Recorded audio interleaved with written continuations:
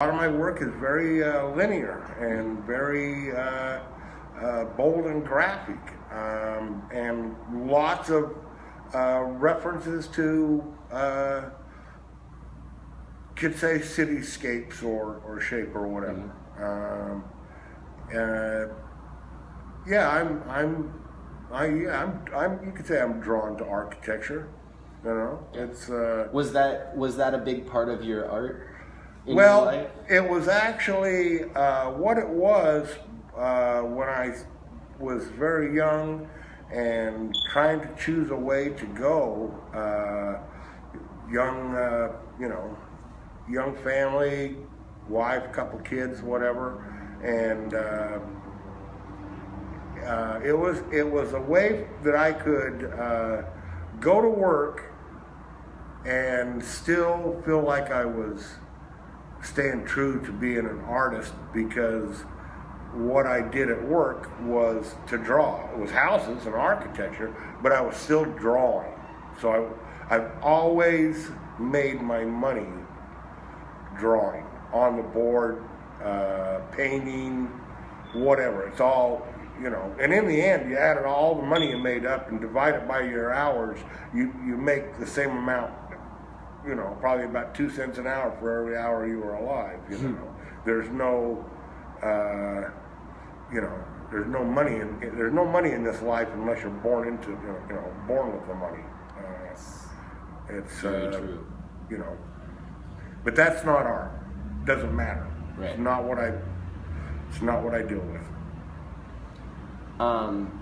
What kind of pieces have you been working on lately? Real minimalist,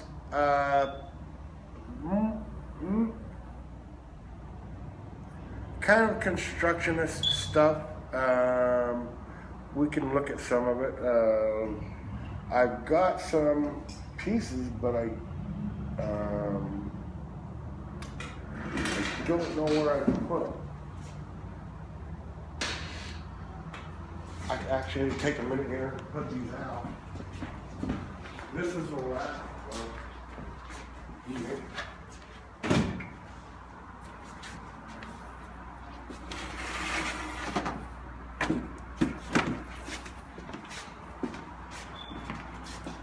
This is hard.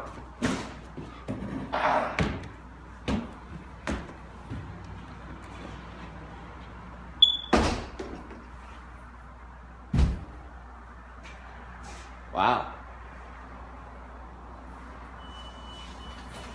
And you typically work in series? Oh, no, not necessarily. No. This one,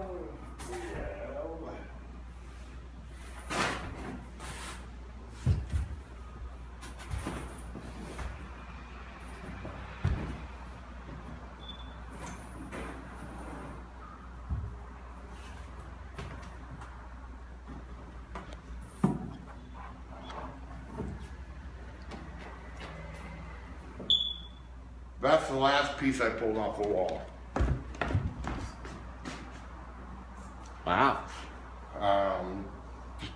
I haven't had time to frame it yet. And you said that you, not only do you stretch all of your own canvases, but you make all of your own frames. Right. Everything that comes out of my studio is produced by me. I used to cut the glass. I don't mess with the glass anymore. I still make my own frames, cut my own mats.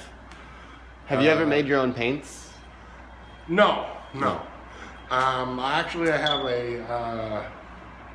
have a company out of Los Angeles that I found that they manufacture artist acrylic paint, and they ship, and they have a really good product at unbelievable cheap prices. I might have to get that company's name from you. You could do that.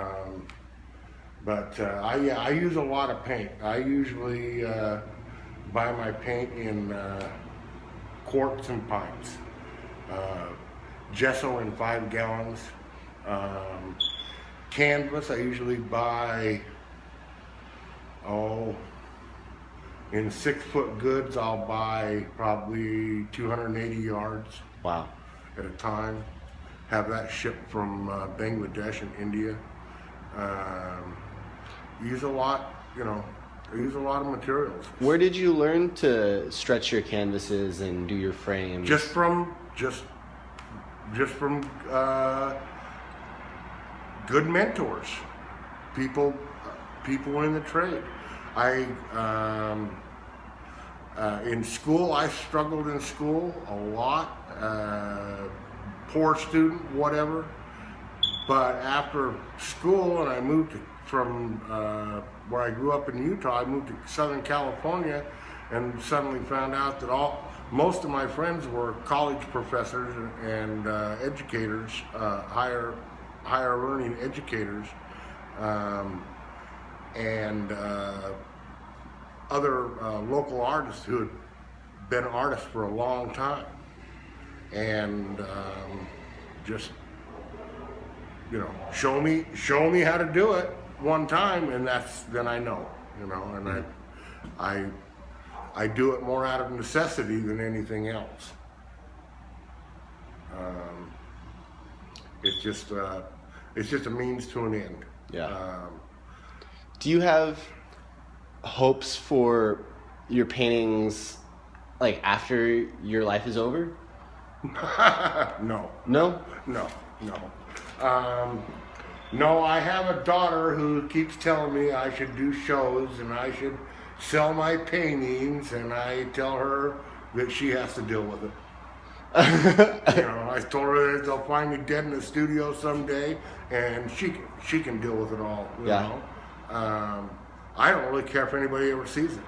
It just doesn't matter. Well, I appreciate you letting me in here to not only see it myself, but show it to the audience that we have. Yeah, I mean, sure. It means a lot that you trusted me with that.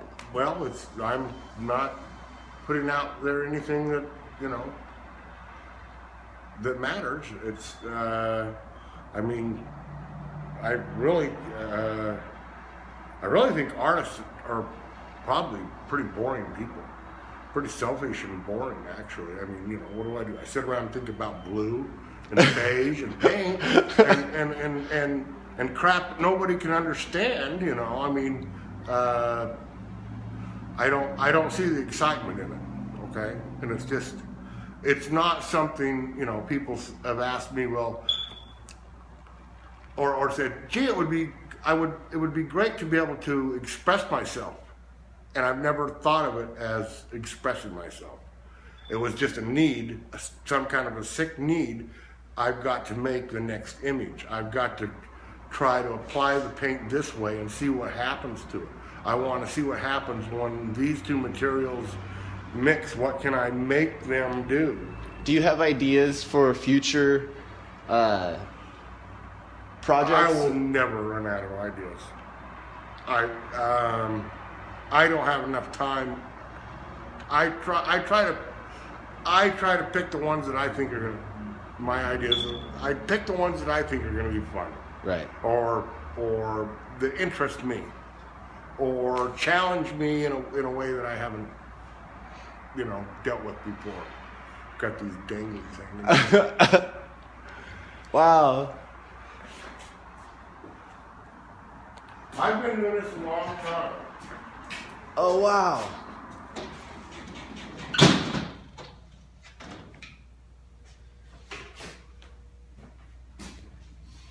It's a good studio. I'm fortunate to be here.